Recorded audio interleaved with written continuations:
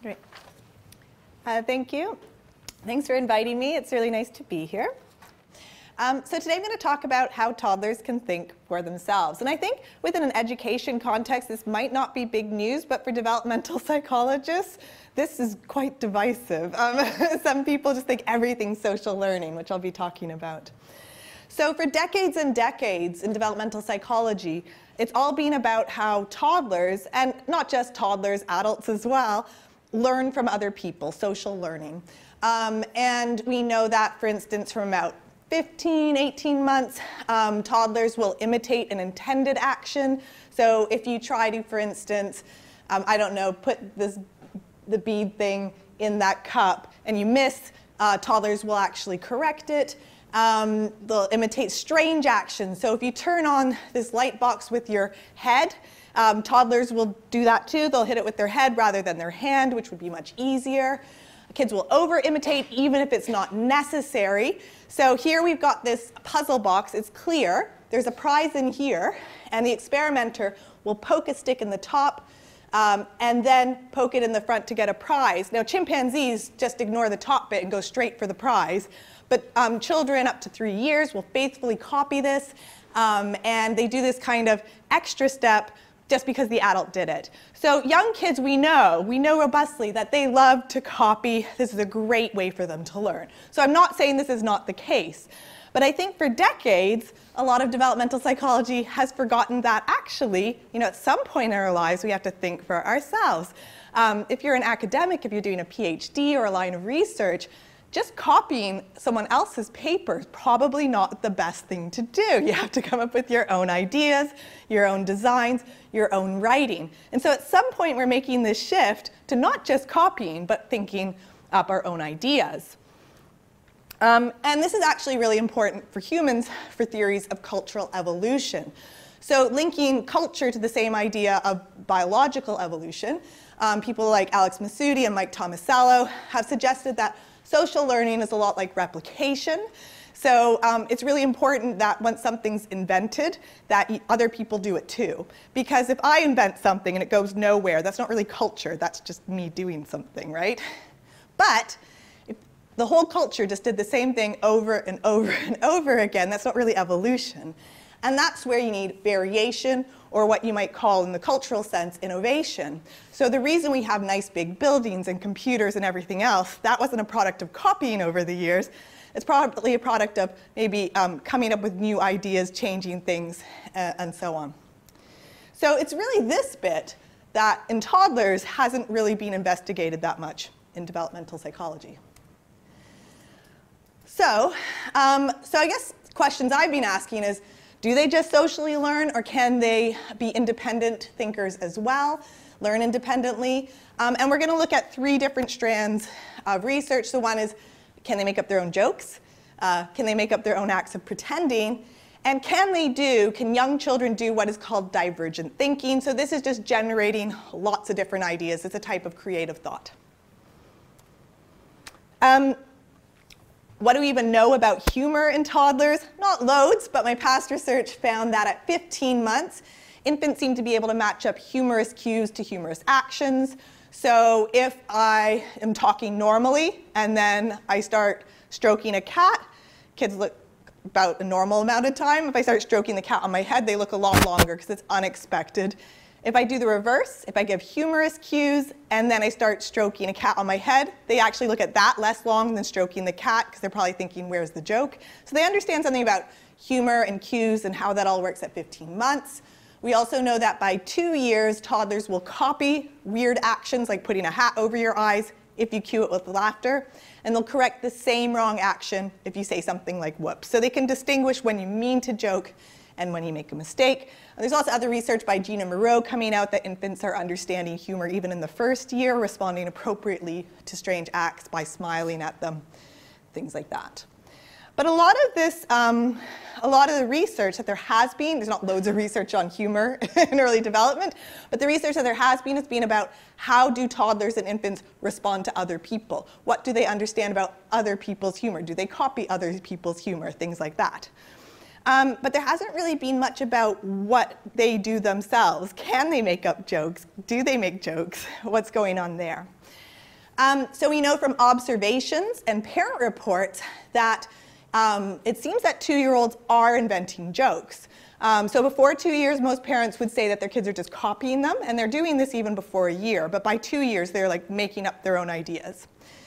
One problem with observations and parent reports, though, is that a parent, or in the case of parent reports, or someone like me in the case of a 10-minute observation, doesn't know all the history of the child's life. So what might look like a novel joke could be something they learned from grandma, or at nursery, or watching some TV show that you weren't watching with them.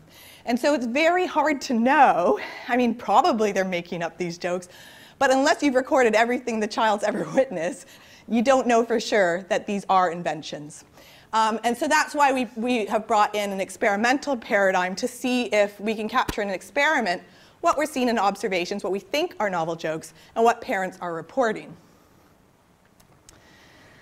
So in this experiment, we had preschoolers, toddlers, preschoolers, I don't know what you want to call them. They're 30 and 36-month-olds, so 2.5 and 3-year-olds. And we wanted to put them in a situation where they would have to make up their own jokes to get a laugh, and they can't rely on past memories or information to do that, or it'd be very unlikely that they could. So we had 2 experimenters. One's our Confederate. And we had 6 kind of normal toys, which most kids 2.5 years will know the words for, according to the MacArthur-Bates CDI. So according to those norms, most kids know that that's a duck. And the experimenter says to the Confederate, what do you want to call this? And the Confederate, in the joke condition, will say something silly, like oogle-boo. And then everybody in the room laughs, both experimenters and the parent as well is in on the joke. We do 6 in a row, so the next thing might be a spoon, and then call out a wagawoo, and everybody has a good laugh, and so on. So we do 6 in a row. The children then have a chance to copy that. So this is not innovation. This is just imitation, social learning again. So we could then show them the duck. What do you want to call this? The kid might say oogle-boo. But then critically, we bring out 6 more familiar objects, and we stop modeling. So let's say we bring out a toy pig. We haven't told them the joke. If they want to keep getting laughs, now they're on the spot to say something silly. It's unlikely that they've seen somebody label a pig something silly in the past. This is a very specific instance. So they have to think on their feet if they want to do well on this task. We have a control condition, so half the kids. It's just kind of this weird situation, quite frankly, where we mislabel the object, and they go, there, all right, okay. And we're all kind of happy, but it doesn't make any sense because that's a duck. And then we give the kids a chance to try with the 6. And what we might expect in this case is, because we're not intending to joke, we might expect the kids to say, like, that's a duck, and that's a spoon, and sort yourselves out. And because the intention's not there, we would expect in our control condition that, you know, why would they make up a joke? They're just going to correct us and tell us they know what the words are. So what we found was that, I'm just focusing on 2 conditions because there's this whole kind of crossed with foreign languages and stuff. If anyone's interested, you can ask me about that later. But in our English language condition, English humor condition, and then we had this control condition. We're all saying, yeah, all right, there, it's great. We find a difference. And so that's quite important. So what we found was that children were significantly more likely to come up with some silly word for the object if it was in a joking context compared to if it was in this kind of sincere, positive context that wasn't about jokes. So first of all, at least 50% of the time, they can come up with their own jokes. They're coming up with these things that they've probably never heard before. And they're not just randomly saying weird things. They understand that it's the context of a joke, because they're doing it much more than here. So these are, in this condition, this is what the breakdown of words were. 71% were nonsense words like what we gave. So one kid called a cup a guju-buju. That was not a word we ever used in the experiment. And one possibility is that last week grandma called a cup a guju-buju, and he remembered it and is saying it here. But that seems really unlikely that this perfect scenario has occurred for this to happen. 19% were wrong words, so one kid called a brush a spider monster, which is kind of metaphorical. 10% is playing with the right words, so calling a block a blocky block. I guess And I guess another thing to point out is that even though they had a chance to copy 6 of these jokes, no one ever copied the jokes. And the thing about 2-year-olds and 6 items in a row is that it's beyond their working memory capacity. It was easier for them to invent a new joke than to remember what we said. So actually, it's easier to innovate than remember and imitate in this case. So we just collapsed the data from the model trials and the extension trials because they literally never copied the joke. I think one more thing to point out, though, is that in these kinds of experiments, you're looking at the difference between conditions. Can they tell what the intentional context is? But this is still 50%. In experiments we did before with imitation, that bar tends to be about 75%. And this is probably, we didn't look at it in the study, but it's probably about half the kids are doing this, and maybe half the kids aren't, or something like that. So even though they are capable of doing it, they're capable of inventing jokes at 2 years, just like their parents are reporting. In this task, it's quite hard, and it is harder than copying. So we wanted to look at this in terms of pretending as well. I think people often think of pretending as the gateway to the imagination. Once you can pretend, you can do anything. So if I can do object substitution, this could be a hat. It could be a paddle if I was going canoeing. I don't know, it could be a mitten. It can be whatever you want. Isn't that amazing? So there's no limitations. So we think of it as very imaginative. But, and we do see in free play, so again with observation, that children are using object substitution. So this kind of uses one object as another. But again, the problem with free play is we don't know what's happened before. We don't know if this is deferred imitation, if kids are enacting things they've seen other kids do or their parents do. There have been lots of experiments about pretending. And 2- and 3-year-olds, again, are good at object substitution in these contexts.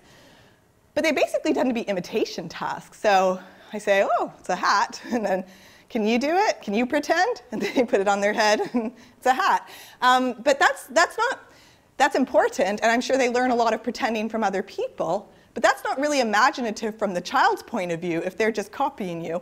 And you could even argue, do they even understand necessarily what's going on, or are they just copying you? Do they really get that it's pretending?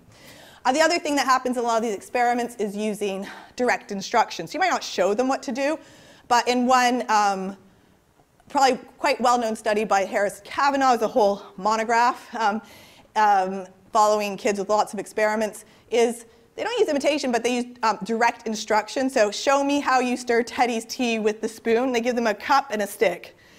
And they say stir their tea with a spoon.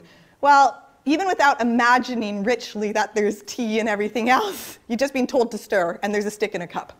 That probably looks like a spoon in a cup. So again, it's they're being told what to do. They don't have to invent this on their own. And again, it's also debatable whether they fully understand that representation in this context or whether they're just following physical instructions with motor actions. So we used a really similar setup to the last experiment, but we ended up working with 3-year-olds, or actually older 3-year-olds, because we tried this with 2-year-olds and they failed miserably. So we basically got to an age where there was any hope of them doing this.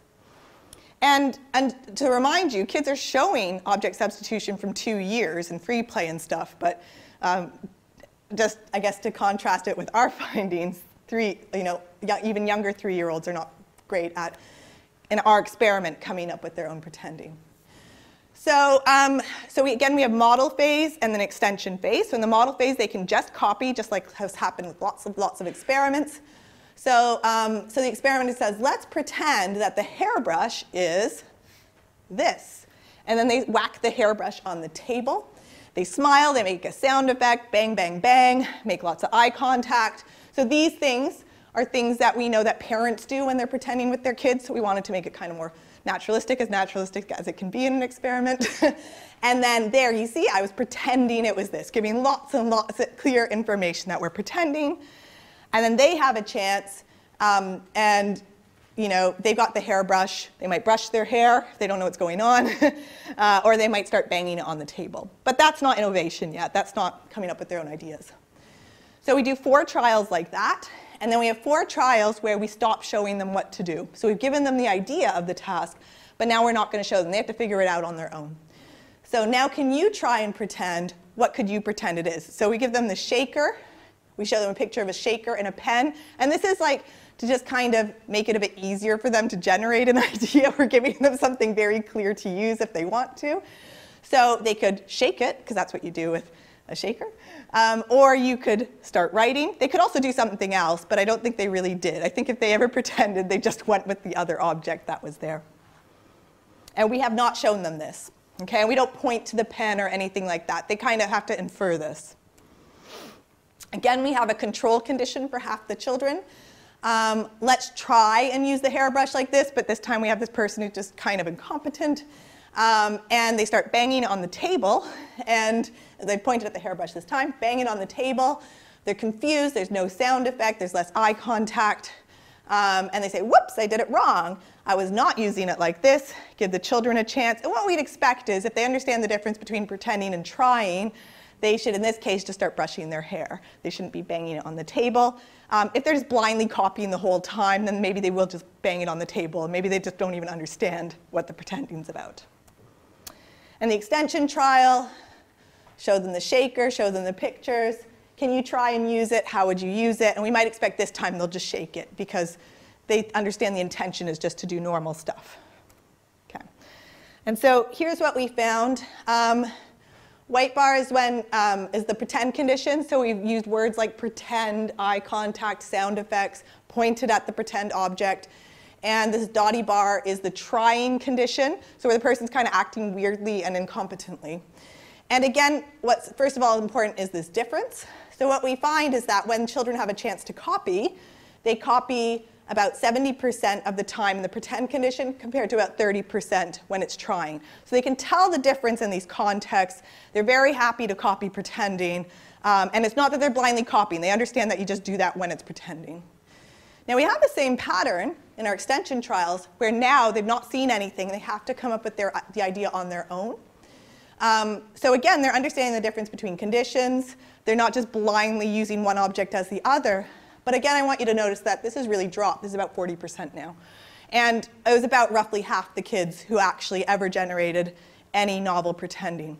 So against this kind of mixed result, it seems that these older 3-year-olds are capable of inventing their own pretending. And again, it's very unlikely that they've used a shaker as a pen before, or something like that, where they could just remember that they saw someone do that last week, because we've really put them on the spot. But it is difficult. It is more difficult than copying, and it's not all the kids, right? Part of that's going to be this experimental context. Maybe some kids are shy or whatever else. I mean, they weren't really that shy here, right? So it is this, they can do it, but it is difficult.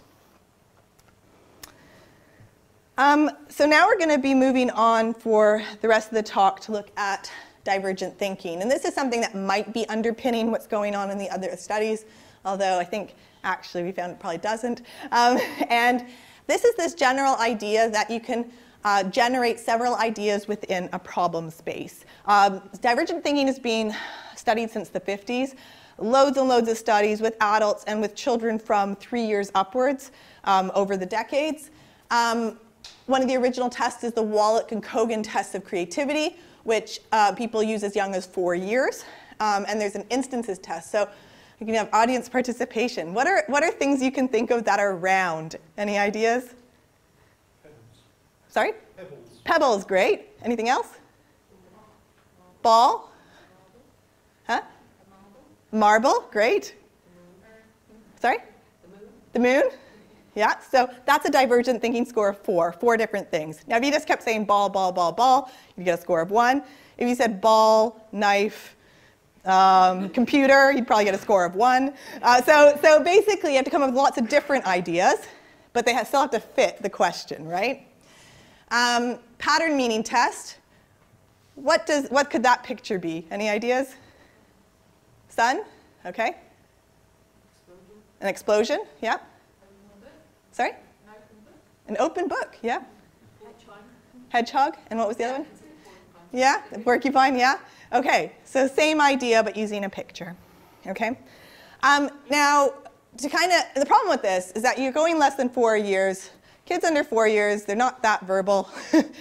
Some of them are, but there's a lot of variation. They're not going to necessarily even understand what your question is. So Torrance in 81 developed the thinking creatively in action and movement task. And it's basically generating ideas, but in a physical way. So you don't have to come up with lots of words. So one of the tasks is they put tape here, let's say in here, and they show them 2 ways to go across the room. So it might be like hopping. That's not probably skipping, I don't know. And then like running, and the kids can copy that, and then they say, how else can you move across the room? So the kids might crawl, or do some kind of crab walk, or do forward rolls, or something like that. And all the different ideas they generate, that's their divergent thinking score. And we tried this with 2-year-olds, and it just doesn't work. So what happens is they copy the first 2 actions, and then they just keep doing those actions. And there's a few different reasons we think this might have been. One is that we looked at the MacArthur-Bates CDI, and only 50% of 2-year-olds understand the word same, and different wasn't even on this list of 400 words. So I think they probably didn't even understand the instructions.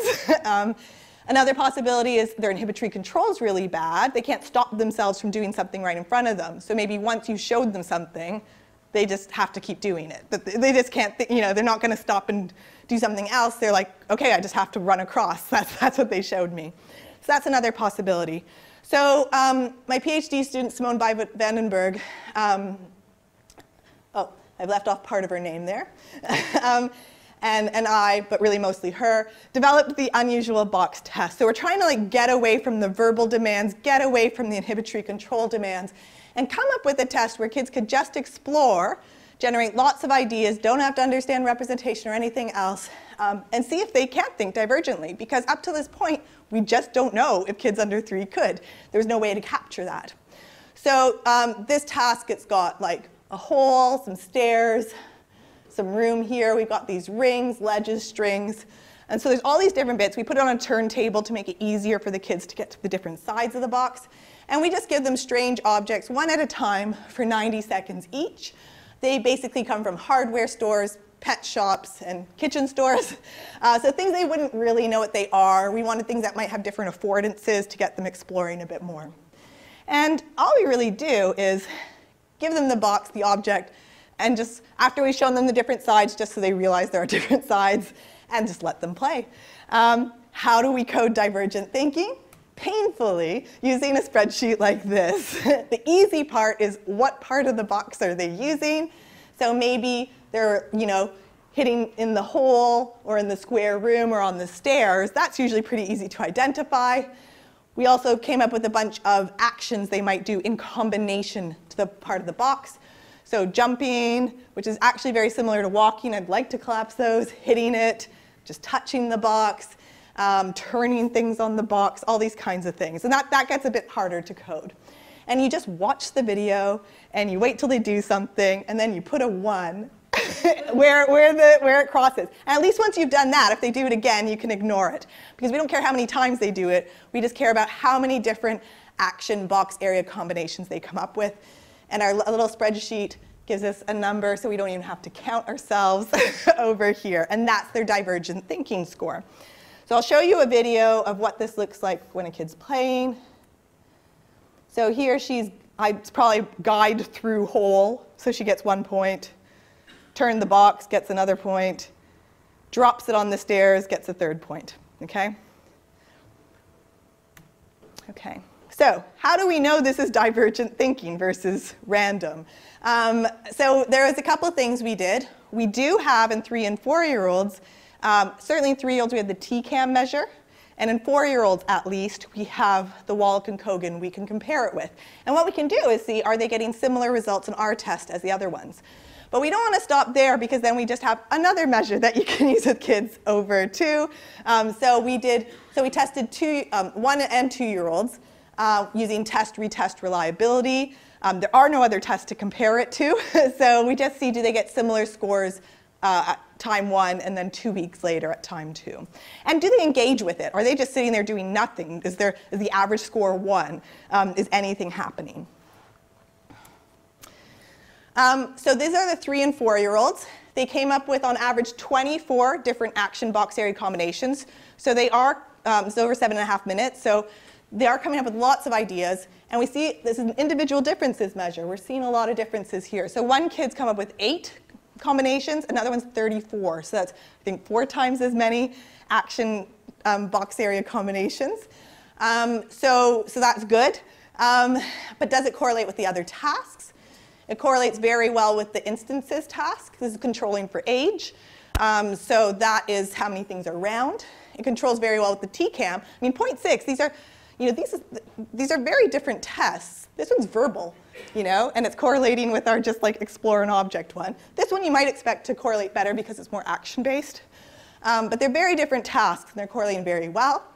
And then the instances and the TCAM also correlate very nicely, controlling for age. The pattern task, the pattern meanings task just didn't really correlate with anything. So I think it's just not a good task for 3- and 4-year-olds. They have 4 trials on this, and the average score is 5.8. So on like 2 trials, they're coming up with 1 idea. And that's not really in the spirit of divergent thinking, where it's about generating lots of ideas. So I think actually, probably don't want to use that with young kids at all. But what's nice is our task works, but actually these are really good too. And I would suggest if you're working with certainly 4-year-olds, possibly 3-year-olds, this is the easiest one to do. It's also nice because I don't even know if these people have correlated their tasks to anything else before. As far as I know, they just said, ta-da, it's a divergent thinking measure, and they don't intercorrelate them. But actually, they are capturing the same thing despite the very different ways they're tested. So that's great. So we have another task for 3- and 4-year-olds. Does it work for younger kids? Yes. So at time 1, our 2-year-olds came up with 19 action box area combinations on average, so lower than the 3- and 4-year-olds, but still generating lots of ideas. Again, a very nice range, 10 to 32, so lots of individual differences. At time 2, no significant difference. They're coming up with 20 on average. Again, a nice range, 12 to 36. And when we correlate them, the scores are really highly correlated, 0.8. We just looked at the total things. They might be repeating some of the actions, but with the 1-year-olds, because reviewers suggested it and it was a very good idea, so I don't think I have it here, but we did just look at the unique actions at time 1 and time 2, and you get the same kinds of results. So if you just take out the repeated ones, it's not just that they're just doing the same set. Well, they are doing the same set to some extent, but it still correlates when you take those out. So our 1-year-olds, again, fewer than the older kids, so 16 on average at time 1. Again, a very nice range, 6 to 28. And almost 17 at time 2. No difference between time 1 and time 2. And this time, actually, motor age mattered more than age. And I think when they're 1, they have fewer motor skills. I think when they're 2, motor age doesn't really matter anymore. That we didn't really find anything. When they're 1, there's a lot of variation in how much they can pick things up and all that. So controlling for that, again, we get a good correlation between time 1 and time 2, 2 weeks apart. So it seems like it works as young as 1 year. Toddlers as young as 1 year can think divergently. It's not just random actions because it correlates with other divergent thinking tests in 3- and 4-year-olds. I think that's really important. And it's really the first evidence, we may not have creative thought, but it's certainly a divergent thinking in toddlers. So this is starting really early. This is around the same time that kids are copying people. It's happening at the same time, but it's just kind of being ignored. And actually, yes, it'll come up now.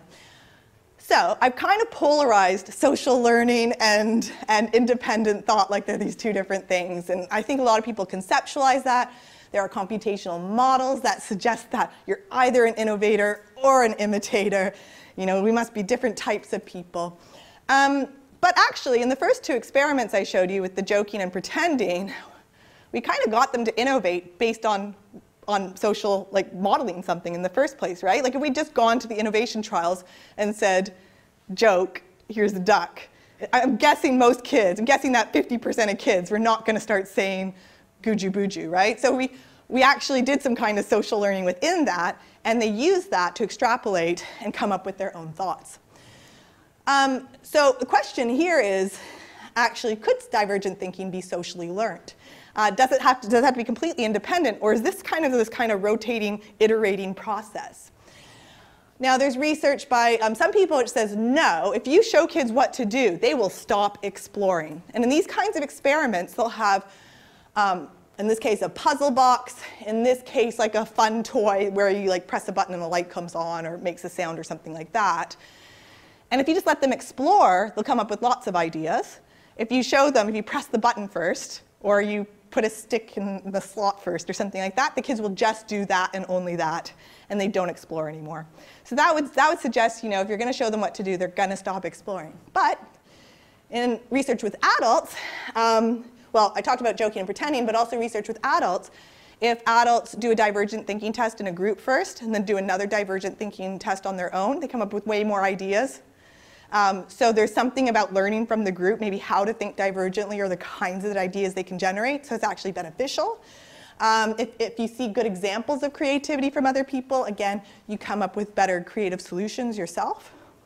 And I think the difference between these bodies of research is that it's not that you're modeling, it's what you're modeling. Here, you are modeling very bad divergent thinking. You're modeling one action on an object and then telling the kids, now it's your turn. You're basically, you might be kind of implying that that's what you do with the object. Here, people are modeling really good divergent thinking, a high level of creativity. And so when the person, it's their turn, maybe they know they have permission to do this and they're given clues on how to do this. So we thought, well, maybe if you show lots of divergent thinking, a high level of divergent thinking, kids will pick up on that and come up with more divergent thinking themselves, either through coming up with new ideas based on what they've seen or through permission. And if you just show them, let's say, one action, a low level of divergent thinking, we thought that would limit their divergent thinking, just like they found. In a broader sense, if you can imagine a parent who's around their kid all day, if this is the case, then we would expect parents' divergent thinking to correlate with children's. So let's say a parent has a towel, and they're like, this can be a cape, this could be a nice hat, we can use it as a blanket, and they're modeling in day-to-day life divergent thinking, then kids might pick up on that we're allowed to do it and how to do it. And so those kids might have better divergent thinking themselves. Conversely, if a parent is like, don't use that towel as a cape. You should dry your body and do nothing else. And if that's their style, then their kids might not realize they're allowed to use objects in different ways, and they might not have a model of how to do that. So in one of our studies with the 1-year-olds, we had parents do this divergent thinking task where you just fill in circles. The more different ideas you come up with, that's the higher score. So here we have an apple, a girl, Mickey Mouse, and a ball, so that's a score of 4. You could have somebody else who like fills this whole thing up and gets a score of 30 or whatever. We had a lot of, this one was done in Scotland, so it was a lot of Scottish breakfasts, I think, were featured on here. So parents do that test, kids do the unusual box. Completely different test. We did choose this so at least it wasn't verbal, so it would be visual. Different people doing different tests. And it correlates. So what we found was it's a 0.4 correlation, which is really not even bad within the same person across different tests or across people with the same test. Again, controlling for motor age. So what we found was that parents and toddlers' divergent thinking do correlate at 1 year. And so it might be this social learning thing. Of course, you might think maybe this is just genetics. They share half of their genes. And that's a possibility. And in fact, there have been genes identified mostly in like the dopamine areas of the brain, where if you have a certain variant, you tend to score higher on divergent thinking. But these account for very small proportions of variation. And the twin research that was from the 70s actually found that there was like nothing there. So monozygotic twins just didn't, their results didn't correlate any better than dizygotic twins. And so there's a bit of a confound between here. And it might be that this can find these kind of smaller effects that you're not finding in twins. There's something genetic, but it's probably not going to account for like 44% of the variation. And so that's why I would say that social learning is probably the more likely component. But to be more confident of that, we ran another experiment. And this way, with experiments, you can look at, with a correlation, you can't really look at it causally. Here, we could put children in different conditions and see how the environment changed the children's responses. So we had 85 2-year-olds across 4 conditions. The baseline is just the regular unusual box test. We just give it to them and let them go, so no influence whatsoever. We had a low divergent thinking modeling condition with low activity. So basically, I'll show you some videos, but The experimenter models one action with each object and then lets the kid play. And we thought this would make them just do that and not explore. We have low divergent thinking modeling high activity conditions, so they do the same thing 5 times, and that's going to be with the object. I thought that would make them like explore even less, because you're like, it's kind of like saying this is what you do with this object. And then this is an important one. We model 5 different actions with each object before it's the child's turn. Remember, their working memory is terrible at 2 years. It's something like 2. So to copy all of those is probably going to be pretty hard. But this is giving them ideas about things they might do with the box, and it's also potentially giving them permission to try different things. And we thought then the scores would go up here. Okay, so this is low divergent thinking modeling. So she shakes the egg cup thing in the hole, and look, he copies, well, he kind of copies that, I don't know. He's doing something similar anyway, okay? Here's high divergent thinking. You'll see she has to look, it's so even hard for her working memory, she has to look at her cheat sheet to remember all the actions.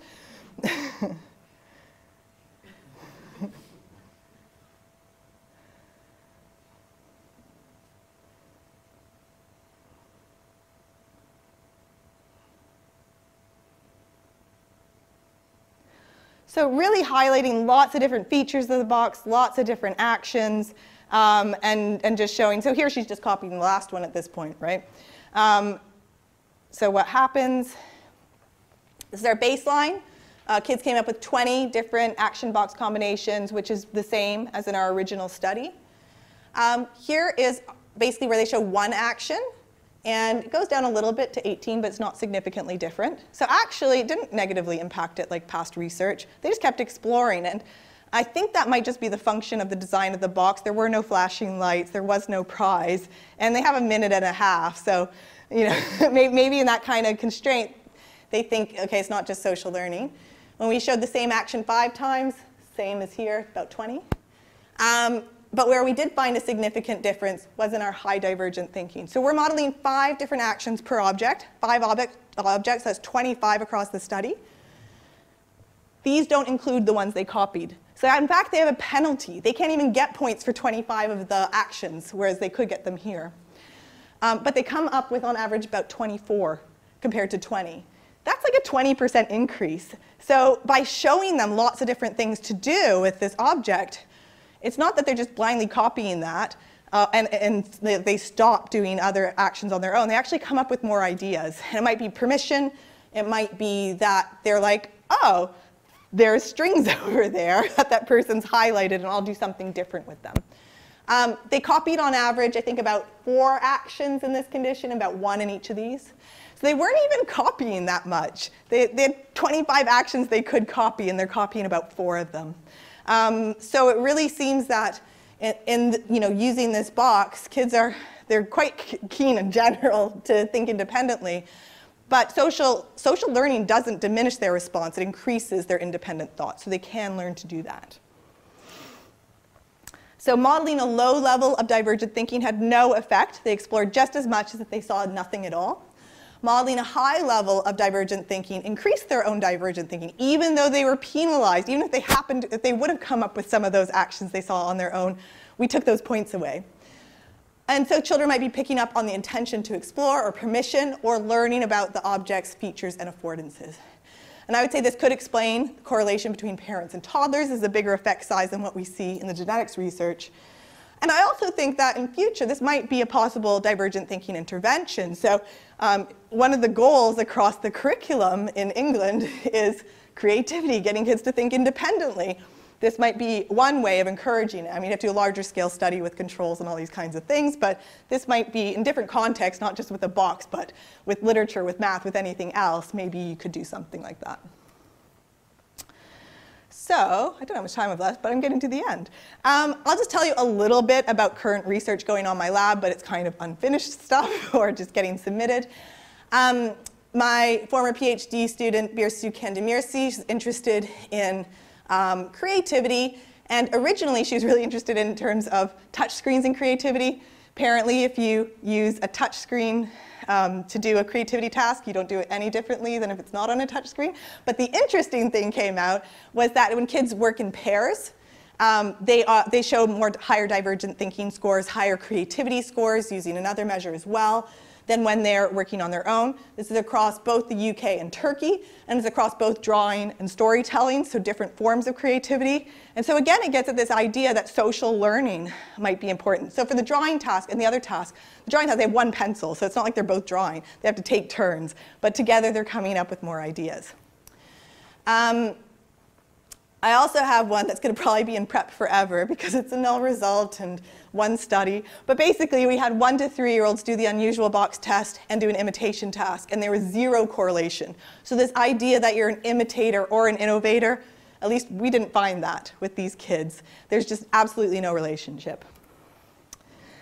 We're now developing a parent report measure of creativity that includes both problem solving and novelty seeking for kids between 1 to 3 years. If you have a child between 1 to 3 years, you can go do our surveys. And right now, we've got a battery of surveys. If you do them now, and again in 6 months, you get a £5 Amazon voucher.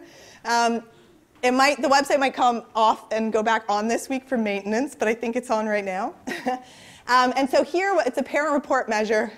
And we're just really trying to see, can we capture different creative thought processes by asking parents about their kids' everyday life? My PhD student, Stephanie Powell, has an ESRC studentship. She's looking at the effects of touchscreens on toddlers' problem solving and creativity. And we're actually finding, surprisingly, that problem solving seems to correlate well with using educational apps. Very preliminary. We want to follow this up with experiments to see actually if we do a problem-solving app, do kids do better on an unrelated problem-solving task? Does it prime them to think that way? And I've currently got a British Academy mid-career fellowship looking at a similar question. Do touchscreens affect children's ability to, part of it is invent novel jokes and pretending. So can they learn to joke or pretend in a touchscreen app and then transfer that to the real world? We found, again, with our surveys that it seems that there's a positive correlation between watching children's TV and using educational apps and children's development of joking and pretending. That's not specific to inventing jokes and stuff. So we'll see if it does that as well. And that is it. So thank you very much.